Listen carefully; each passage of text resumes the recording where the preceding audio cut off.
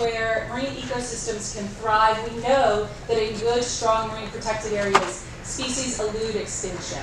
So this is one of our primary tools for safeguarding marine wildlife and marine biodiversity. And the international community, happily, is fairly convinced that this is an important tool for an insurance policy for our marine wildlife. So that marine protected area targets have proliferated. I think it was Ricky who mentioned that the Convention on Biological Diversity in HE Target 11 has set a goal of 10% of our national waters should be in protected areas by 2020. The International Union for the Conservation of Nature, on the recommendation of scientists around the world, set a target of 30% of the global ocean that should be protected.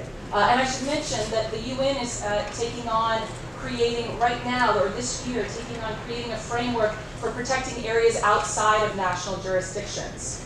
So we've got a lot of MPA projects around the world happening right now, which is really great news. So Ricky set me up really well for this talk. She already mentioned some of these numbers, and I will just re-emphasize some of them. These are numbers that come from the Atlas for Marine Protection, mpatlas.org, which is another initiative of Marine Conservation Institutes. We have nearly 4% of the ocean in protected areas at this point, and that's the solid parts of this bar. This whole bar goes to the 10% target. So the solid portion, the blue and the green, is what is on the water. That was actually as of December. There's a little bit, I think there's another 0.1 or something % there. But in any case, and then we have another nearly 4% that is in process, that has either been proposed or is actually in the process of being implemented. And that's all good news. But what's important here is the difference between the green and the blue on the screen.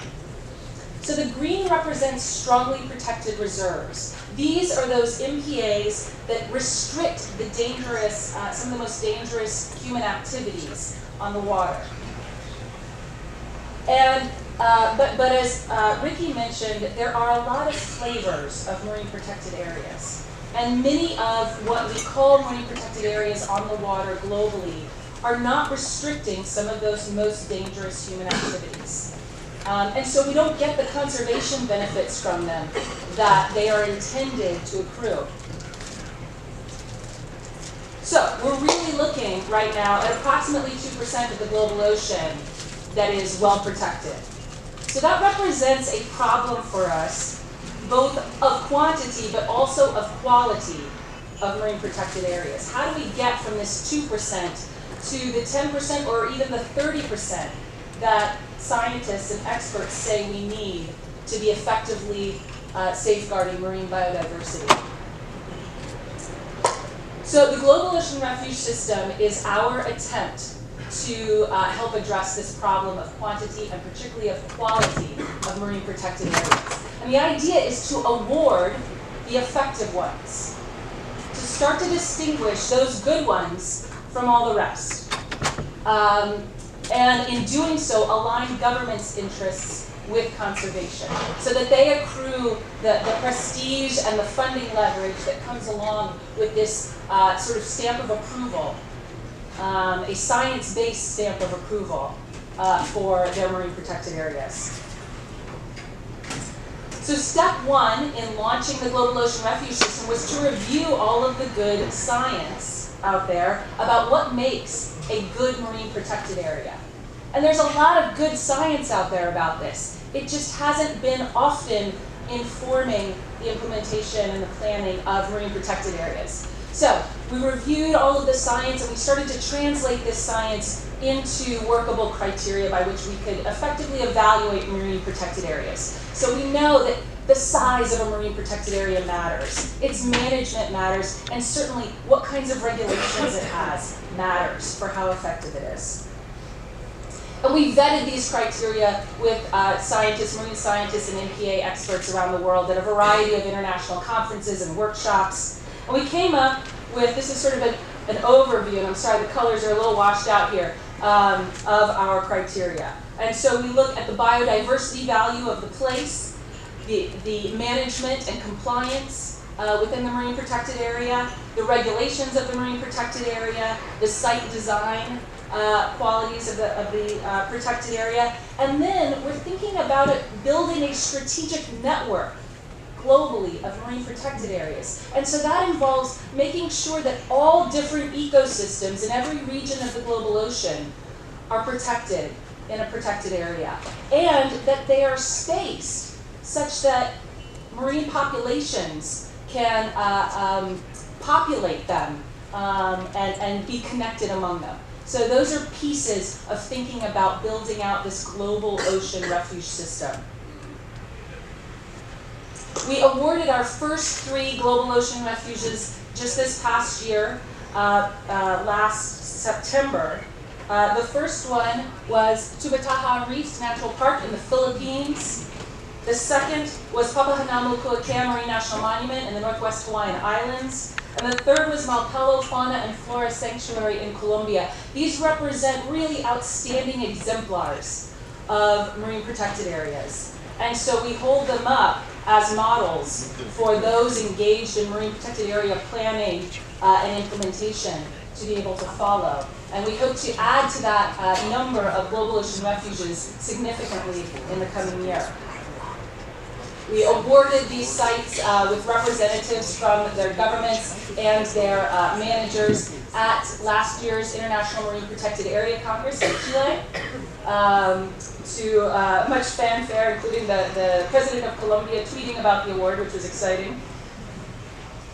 And the way we go about awarding these sites is first starting with a nomination process. We're actually in the nomination cycle for the 2018 awards right now. So if you know about a marine protected area that should be a global ocean refuge, that should be held up as an exemplar and should be celebrated, please let me know about it or go onto our website at globaloceanrefuge.org/. Time to go home, so we jumped on the bike, and I was in the front, and my son was in the little bike seat behind me. And we started to bike home, and I heard my son from behind me say, "Mommy, can they put the ice back?" I was like, "Oh, what's she talking about? What do you mean the ice?" "The ice. You know, when we drive our cars too much, and then the ice is melting, and all the polar bears are gonna die. Can they put the ice back?" I was like, what do you tell your kid? Like, maybe you need to ease up on the conservation messages. 4-year-old is asking you these questions you can't answer. We'll come back to that.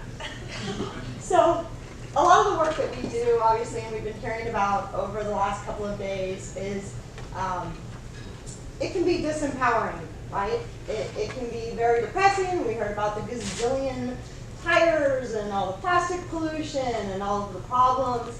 And we also heard some inspirational talks about how we keep fighting. I think one of the biggest challenges is the lack of optimism in this work. It can beat you down. So there can be a lot of values. I'm going to start there, but hopefully bring it up at the end.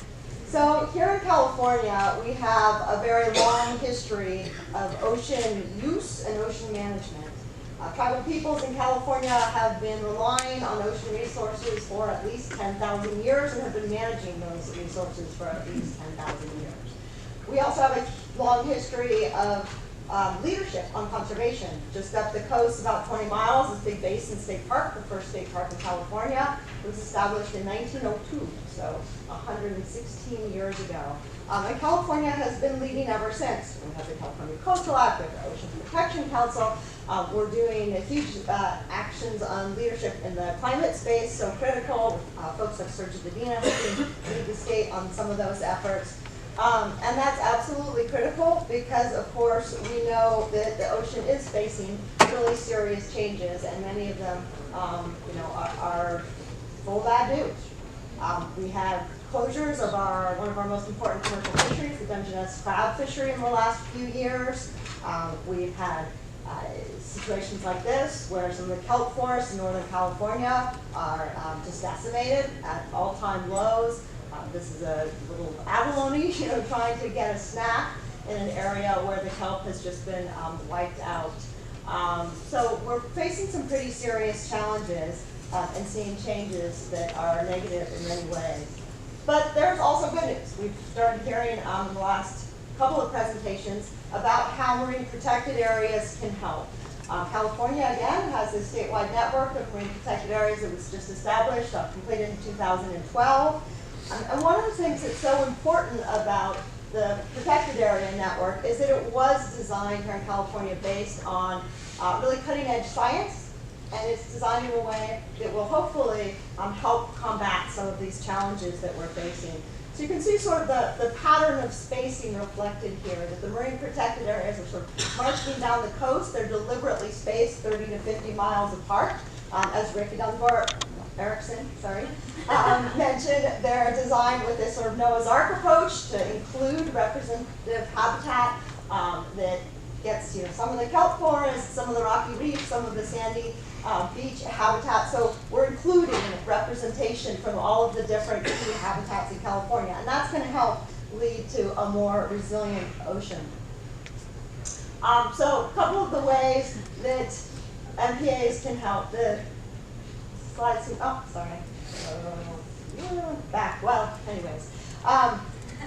Those images were meant to reflect protection.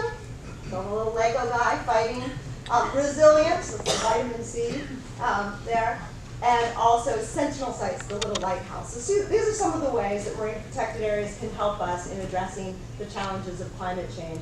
Ricky showed this slide before, the puzzle pieces. Aldo Leopold famously said the first, I'm paraphrasing, first rule of successful tinkering is to save all the pieces, right? So you should be humble. We never know how all of these things fit together and what's important. So making sure that you are protecting all of the range of species. Again, that's that idea of the Noah's Ark, all the different habitats and all the species associated with them.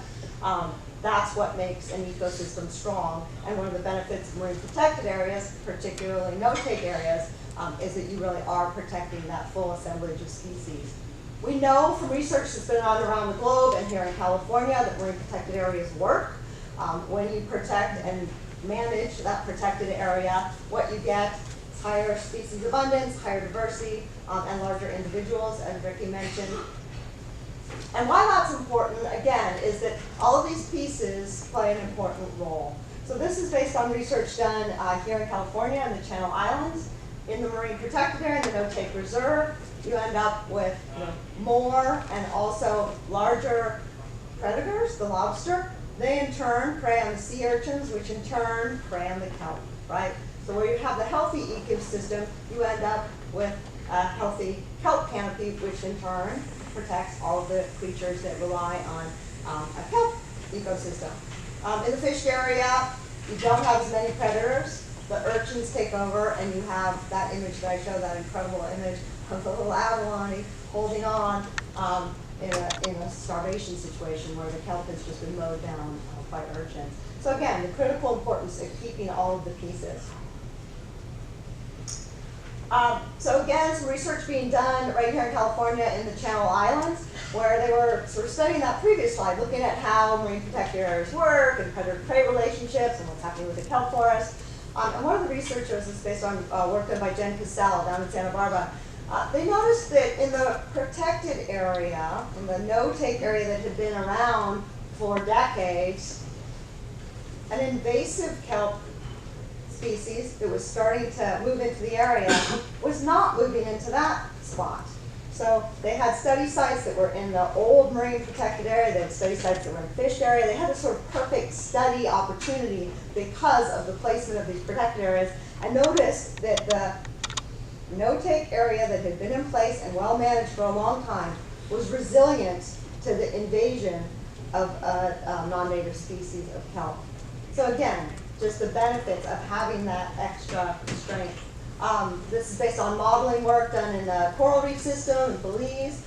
Again, looking at a situation where you have hurricane damage and what happens afterwards, how fast does the ecosystem recover. Again, the no-take area having that extra resilience, in part here because the parrotfish prey on the algae that shade the coral. So again, all of the critical nature of all of those interactions and protecting them all.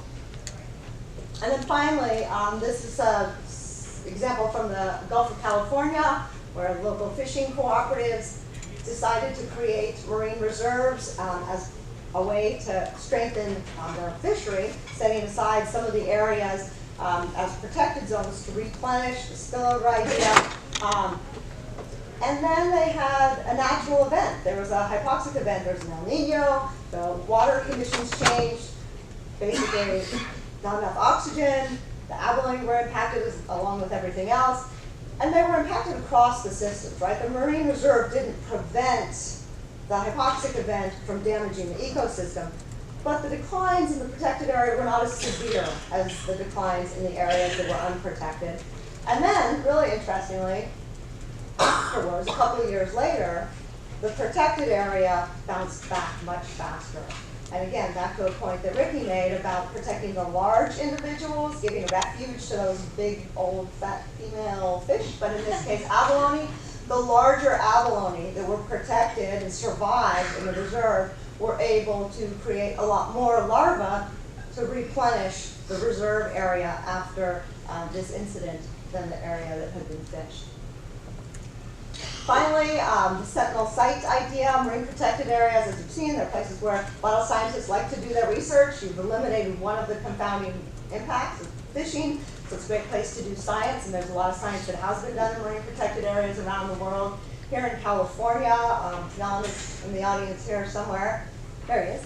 Reef Check California has been doing a lot of monitoring in marine protected areas for years, including in more recent times. So they've been studying the inside and outside marine protected areas. What do the protected areas do for biological communities and species? But also now looking at issues of ocean acidification and going to the marine protected areas as the place to do that work. So a lot of opportunities to take advantage of our new protected area network to help us. So looking to the future, you know, again, back to this issue of optimism, pessimism. I sometimes feel like the work that we do, the work that I do, you know, there's this rearranging the deck chairs on the Titanic analogy, you know. Climate change is the big elephant in the room, and we're working on pollution or marine protected areas. But I think that instead of looking at it as helpless and, you know, why bother, we need to shift the ship, right? We need to redirect the Titanic. But we also need to be handing out those life jackets and putting those rescue boats. We need to do it all, right? It all adds up. We need to make the ocean as resilient as we can. There's research that's been done on fisheries, on marine protected areas, and what keeps coming back, you know, in the face of climate change is what you need to be doing is more of what you're already doing. Do it more, do it better.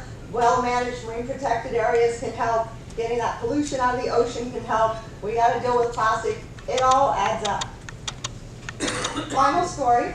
I'm going to make it local. So this took place right out here. I'm a beginning baby surfer. I started surfing 12 years ago. I'm still a beginning baby surfer. I always will be.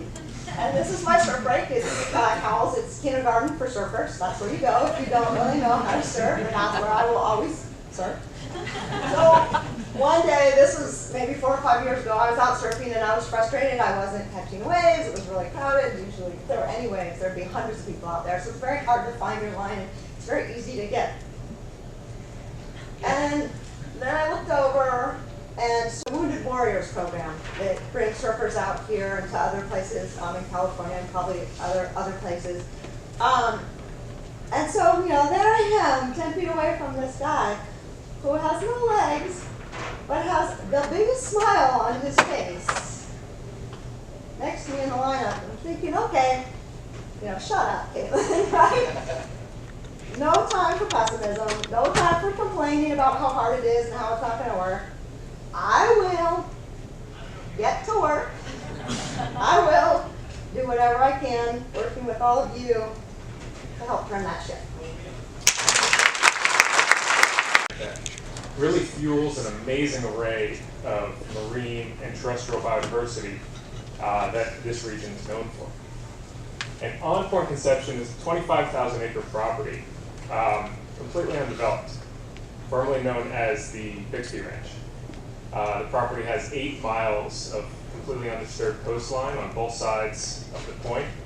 It's truly this representation of coastal wilderness, probably the last coastal wilderness left in California. And it's a place that, as I mentioned, conservationists have long called the last perfect place. And so Fred J. Bixby bought this property in 1918, ran it as a cattle ranch for about 100 years with really minimal development. And then in 2007, the property was sold by the Bixbys to a partnership of a developer and a hedge fund. And people started to realize that things didn't look so good for California's last perfect place. This is Jack and Laura Dangerman. These are high school sweethearts from Redlands, California, who became pioneers in the field of geographic information systems. Together they built a company called Esri. Esri now controls 43% of the global market for geographic information system software. So it was October of 2016 that Jack gave me a call. It was an interesting call. It wasn't unusual for Jack to call me. We've been talking for the better part of about a year in this shared interest we had to protect the Bixby Ranch. And those calls, typically, Jack would talk to me about the ecological attributes of the property, or what's the likely market value of the property, or what's the fire risk to the amazing oak trees there, etc. So I was kind of expecting more of the same, just another conversation. But in this phone call, Jack said, he said, Michael, if the Nature Conservancy had the money, how would you approach negotiating a purchase price for the landowner? So that was a pretty big question, and I went on and described everything that our team had learned over years of tracking and working on this project, and just generally how that would inform our approach.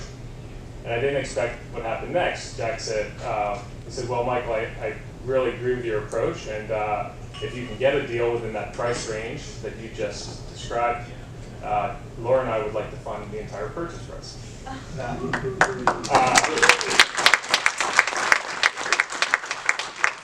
I responded, Jack, would you repeat yourself? And it's a long story from after that call, but it ends on December 21st when the Nature Conservancy bought the 25,000 acre Bixby Ranch for a purchase price of $165 million.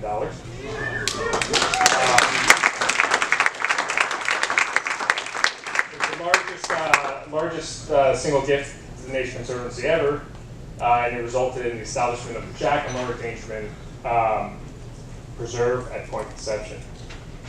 And this deal, this project, I think presents a lot of questions we can go into within this theme of protected areas in the time of change. One question could be, how do we get the tech sector to work more frequently with conservation?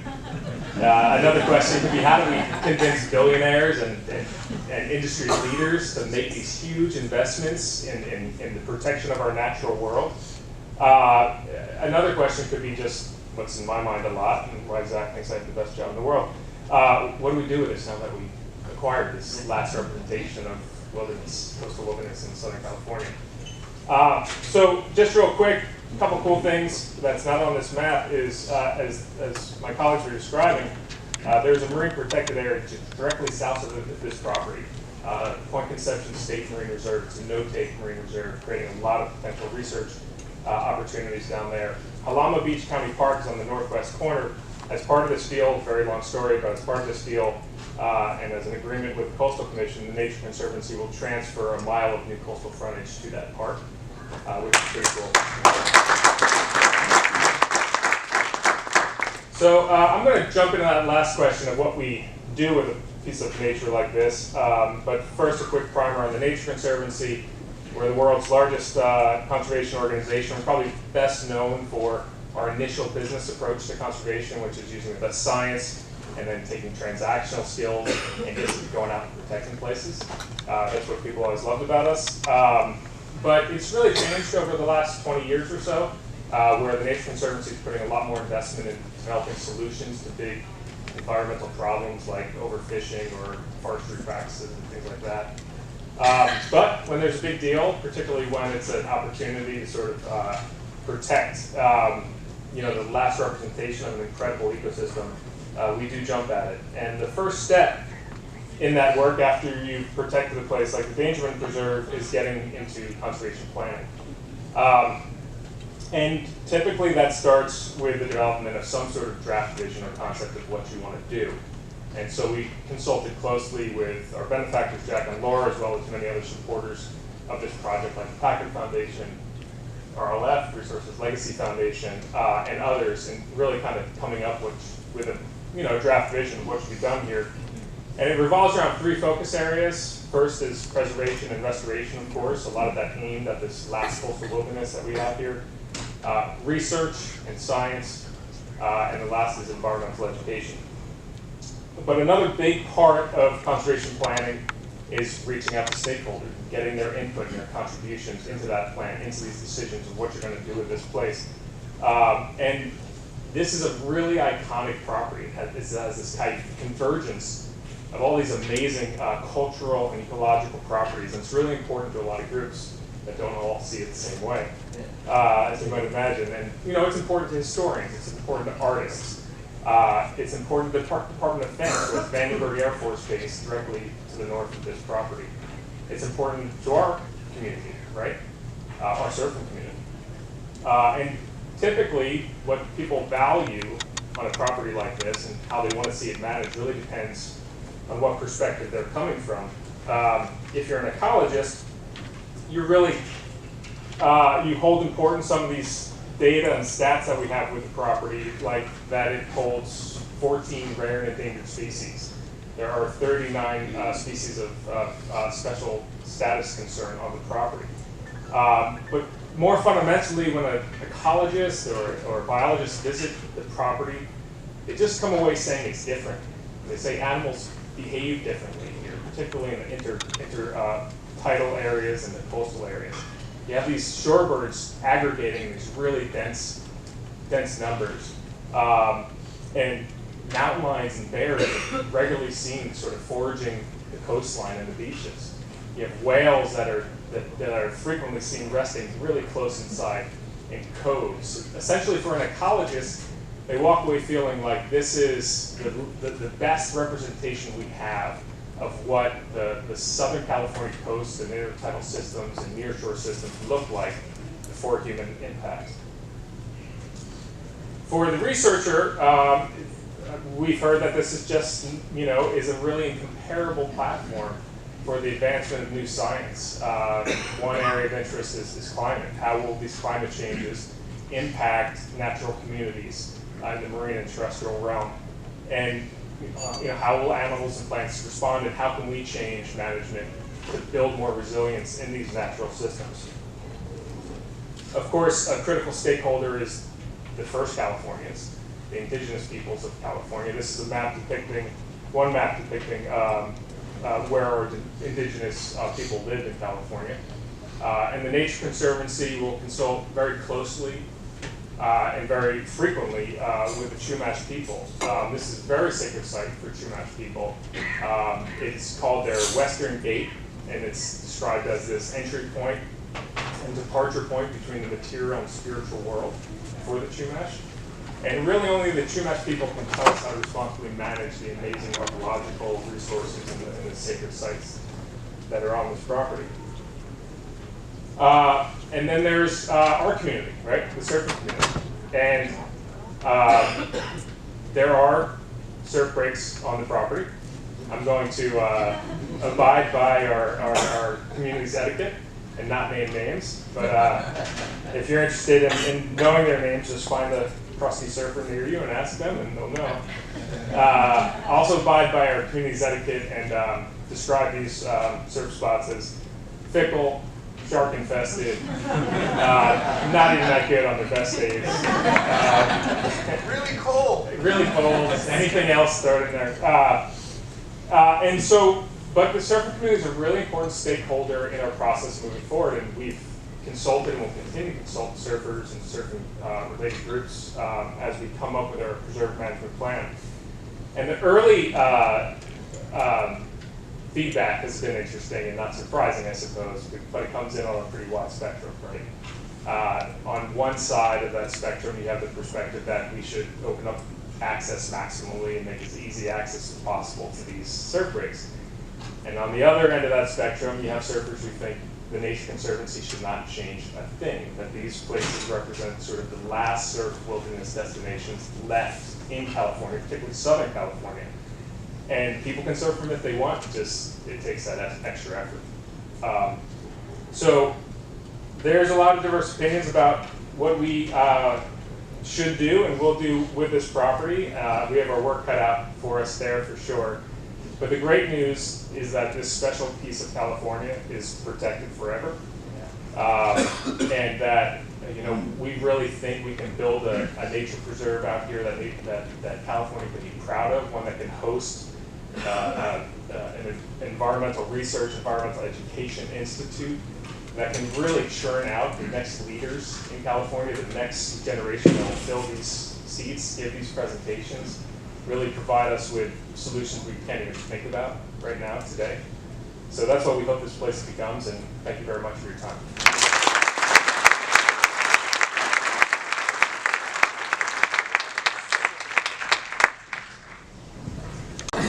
So I admit I feel like a bit of an imposter here. The folks in this room have scientific backgrounds, PhDs, and are career conservationists.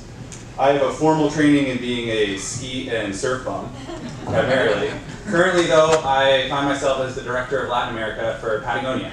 And they asked me to come here and give a bit of an update on a project that we've been working with some incredible partners. That's going to be one of the common themes of this kind of brief talk is, a lot of this, none of this is possible without the collaboration of partners. And so, thanks to Save the Waves, thanks to everyone who's been involved with this, and in fact, a big round of applause for putting together this conference.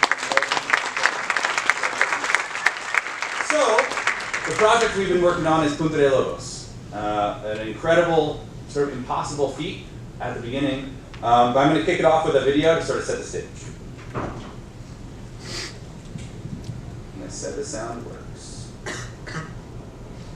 El CEP me está dando una oportunidad de poder hablar y expresar la realidad de mi país, y esa voz yo creo que tengo que aprovecharla.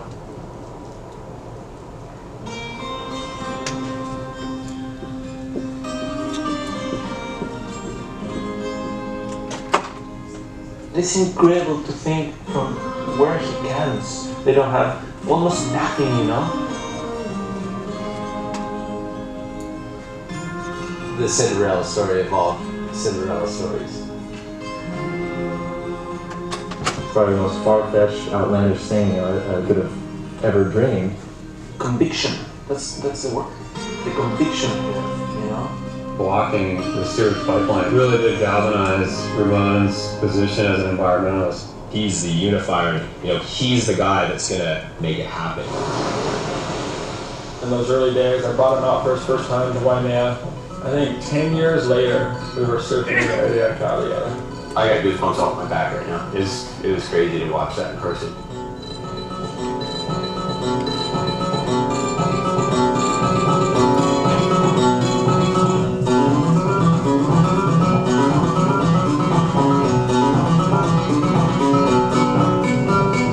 Hay una revolución, puede ser escuchada.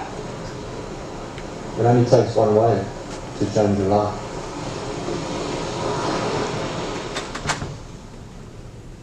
So, that was 2015.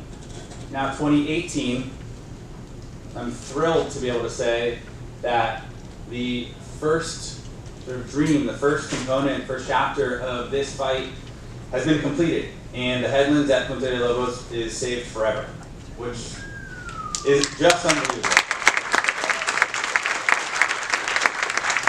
Punta de Lobos is a story that many of you guys know in this room, so it doesn't need a whole lot of setting up.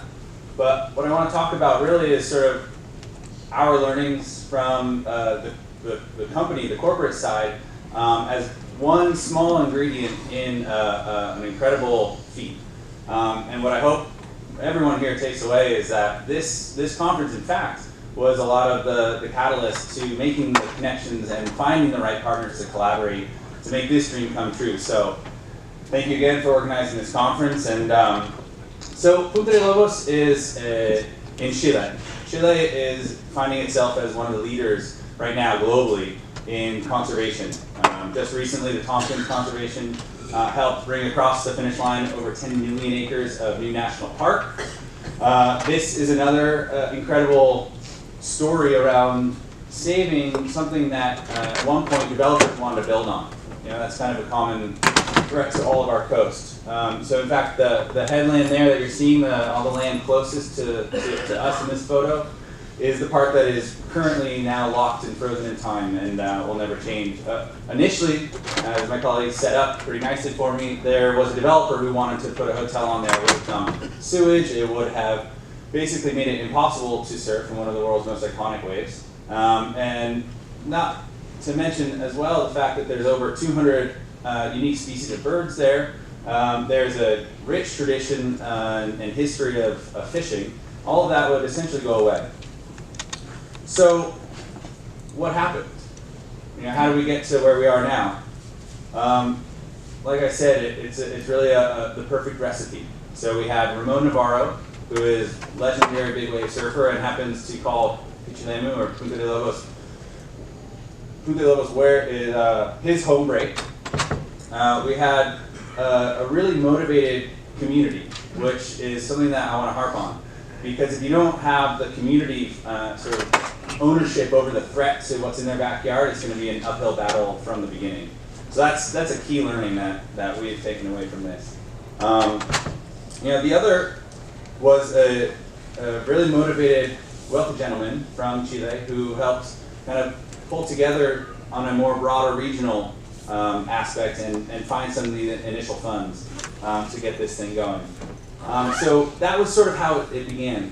And I won't harp too much on the sort of what the setting up of. I want to get to where we are today and how we got there. But you know, identifying the threat, you can see that from 2004 to 2017, people have found Punta de Lobos. You know, the development there is unchecked. And so between Ramon, the local community, Nico Davies, who essentially was the first one to say, let's do this and put some money down. Then they began to look internationally. In Chile, there isn't a culture of philanthropy. There isn't a culture there. In fact, there's not even any kind of protocol or tax easements that would allow you to donate your own money for land conservation. So this, in many ways, was just totally uncharted territory.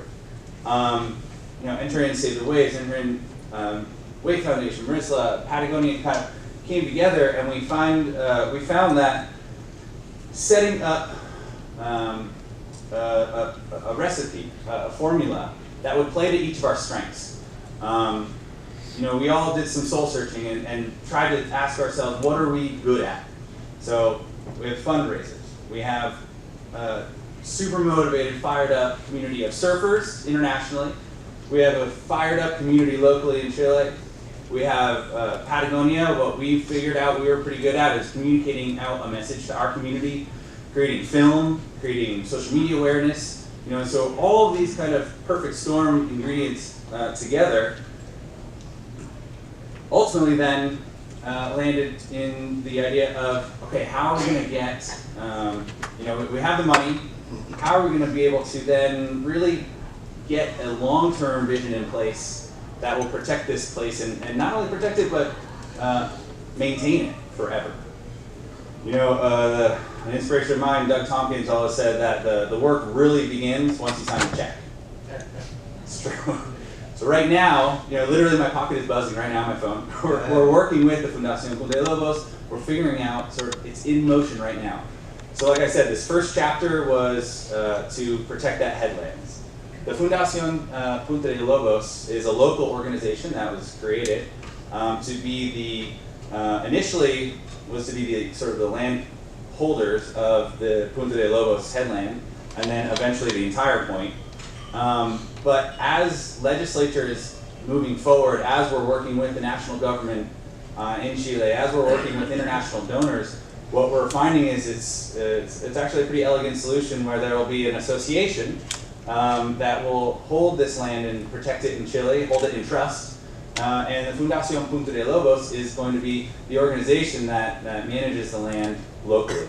So they're the ones doing really the groundwork to having the community stay bought into this and have the education around the idea that there are threats that can't even be imagined by perhaps anyone, but they're the ones that are going out and both spreading the message and educating folks around proper use and management of the land. So this is an example of sort of this first phase.